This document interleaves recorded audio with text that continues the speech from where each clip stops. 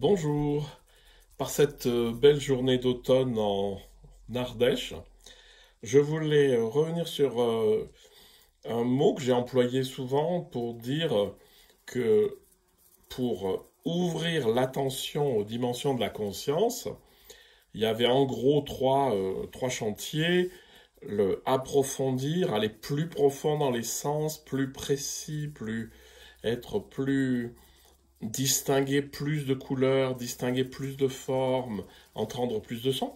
L'élargissement, c'est-à-dire le fait d'accueillir en même temps plusieurs perceptions, ou même dans la même perception, comme la vue, d'accueillir tout ce qu'il y a dans le champ visuel. Et le dernier, j'avais parlé de canaliser l'attention pour la stabiliser. Et en fait, je me dis qu'en utilisant le mot canaliser, ça peut faire penser à ce que j'ai décrit plus haut par la concentration et la focalisation, hein, canaliser. En fait, c'est peut-être pas le bon mot. Le bon mot, c'est peut-être stabiliser.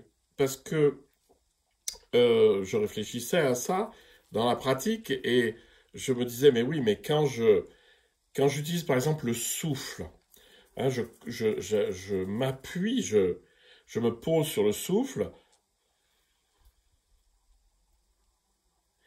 et mon attention suit ce souffle, et finalement elle ne navigue pas à droite à gauche parce qu'elle est simplement là. En fait, c'est pas une concentration sur le souffle, parce que ça pourrait aller à droite à gauche. Mais c'est juste la route, je suis la route du souffle, et je suis ouvert sur le paysage à droite à gauche. C'est-à-dire que je ne suis pas juste sur la route en essayant de ne pas regarder ce qu'il y a à droite et à gauche. Donc peut-être qu'à partir de maintenant, j'utiliserai plus le mot de stabiliser l'attention dans une perception. Alors généralement, c'est une perception fluide, comme l'écoute d'un son long ou un geste. Un geste, c'est quelque chose sur lequel on peut mettre l'attention de manière fluide.